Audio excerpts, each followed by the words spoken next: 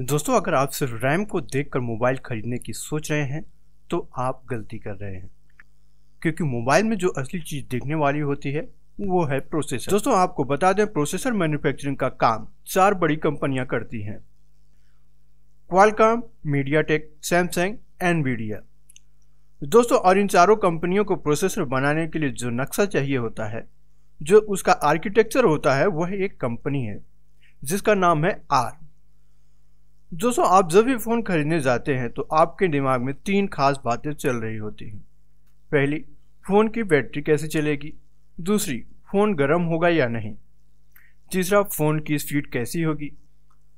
जी हाँ दोस्तों, और ये तीनों ही बातें जुड़ी होती हैं फ़ोन के प्रोसेसर के साथ। और आप जब 2 फ़ोन को कंपेयर करते हैं तो आप देखते हैं कि ये डुअल कोर है या ऑक्टा कोर है या क्वाड कोर है, और उसकी स्पीड कितनी है, 1 गीगाहर्ट्ज़ या 2 गीगाहर्ट्ज़।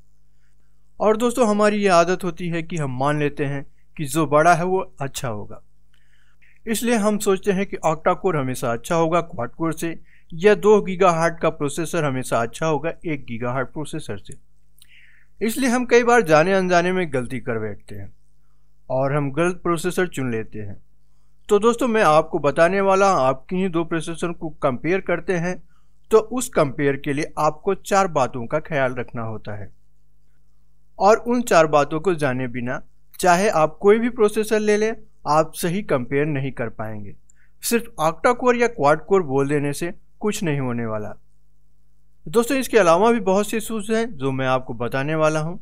दोस्तों, सबसे पहली जो बात है वो है इसका आर्किटेक्चर। जैसा कि मैंने आपको बताया कि एक कंपनी है आर्म जो कि डिज़ाइन तैयार करती है। सभी कंपनी के लिए प्रोसेसर बनाने के लिए उनको एक डिज़ाइन देती है, जो आर्म कंपनी है। इसके डिज़ाइन भी साल दर साल बेहतर होते जा रहे हैं। जैसे पहले क्वार्टेक्स A5 था, फिर A7 आया, फिर A9 आया, A11 आया, A53 आया, A57 आया, A59 आया।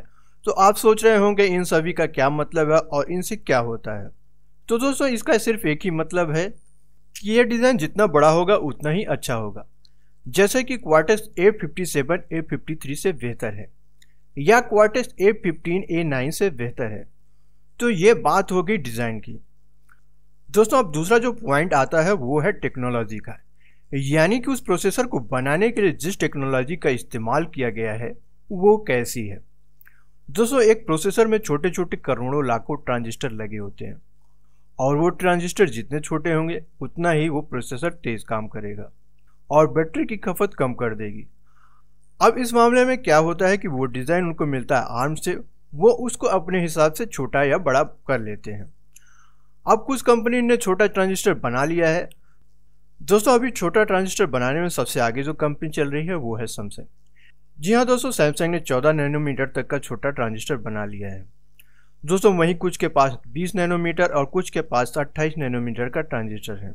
तो दोस्तों, आपको यहाँ पे सिर्फ इतना ही समझना जरूरी है कि जितना ट्रांजिस्टर छोटा होगा उतना ही अच्छा होगा। दोस्तों, अब बात आती है नंबर ऑफ कोर की। जी हाँ दोस्तों, कोर का मतलब आपको आसान शब्दों में समझाऊं तो 1 कोर का मतलब 1 हाथ, 2 कोर का मतलब 2 हाथ, ऑक्टा कोर यानी 8 कोर तो 8 हाथ हो गए। जितने ज़्यादा कोर होंगे उतना ही ज़्यादा तेज़ी से प्रोसेसर काम करेगा और गर्म भी कम होगा। तो दोस्तों, इसका मतलब है कि कोर जितने ज़्यादा होंगे उतने ही हाथ है, मतलब कि काम भी ज़्यादा बढ़िया होगा।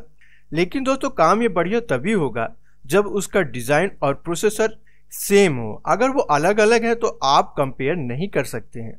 अगर ये अलग अलग होंगे तो आप कंपेयर नहीं कर सकते हैं। आप ये नहीं बोल सकते ऑक्टा कोर है लेकिन उसका ट्रांजिस्टर ज़्यादा का है और उसका आर्किटेक्चर डिज़ाइन कम का है तो आपका प्रोसेसर बढ़िया हो जाएगा। इसका मतलब है कि सभी चीज़ बढ़िया होंगी तभी प्रोसेसर अच्छा होगा। अब दोस्तों, आखिर में आता है गीगाहर्ट्ज़। प्रोसेसर 1 गीगाहर्ट्ज़ का है या 2 गीगाहर्ट्ज़ का है। तो गीगाहर्ट्ज़ का मतलब क्या होता है। दोस्तों, प्रोसेसर की क्षमता को गीगाहर्ट्ज़ में मापा जाता है। यह एक मापक है और कुछ भी नहीं। 1 गीगाहर्ट्ज़ प्रोसेसर का मतलब होता है वो प्रोसेसर 1 सेकंड में 10 करोड़ बार काम करेगा, और वो जितनी बार काम करेगा उतनी बार ये प्रोसेसर के ऊपर डिपेंड करता है कि वो 1 काम करेगा या 2 काम करेगा, 20 काम कर सकता है, या फिर हो सकता है कि वो 1 काम करने के लिए 100 बार काम करे। तो ये डिपेंड करता है कि आपका प्रोसेसर कैसा है और वो टास्क कैसा है। दोस्तों, सब छोड़ के मेन बात सिर्फ एक ही है कि आपको प्रोसेसर को कंपेयर करते हुए सिर्फ 4 बातों का ध्यान देना है। पहला कि उसका डिज़ाइन कौन सा है, मतलब कि जितने ज़्यादा क्वार्टर्स का डिज़ाइन होगा उतना ही अच्छा प्रोसेसर होगा। उसके बाद आ जाती है टेक्नोलॉजी की बात। टेक्नोलॉजी में जितने ही कम नैनोमीटर का ट्रांजिस्टर लगा होगा उतना ही अच्छा वो काम करेगा।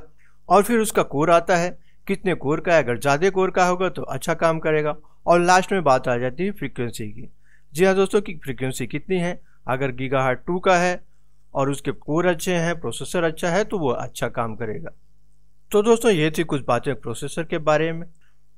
उम्मीद है जब आप अगली बार फ़ोन खरीदने जाएंगे या फिर प्रोसेसर को कंपेयर करेंगे तो आप इन सब बातों का ध्यान रखेंगे। दोस्तों हमारा ये वीडियो आपको कैसा लगा कमेंट बॉक्स में जाके ज़रूर लिखें, और इससे जुड़े हुए अगर आपके मन में कोई सवाल है तो उसे भी लिखें। दोस्तों